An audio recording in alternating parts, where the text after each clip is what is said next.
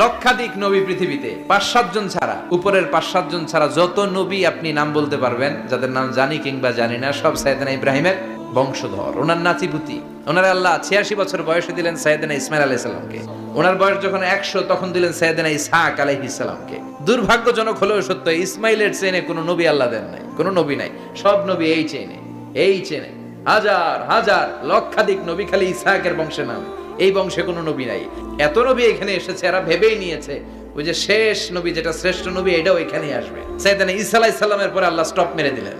Stop মেরে দিয়ে 570 বছর পরে শ্রেষ্ঠ নবীটারে আল্লাহ এই চেনে পাঠিয়ে দিলেন। এজন্য আমরা হচ্ছি বানি ইসমাইল, আর এরা হচ্ছেন বানি ইসরাইল।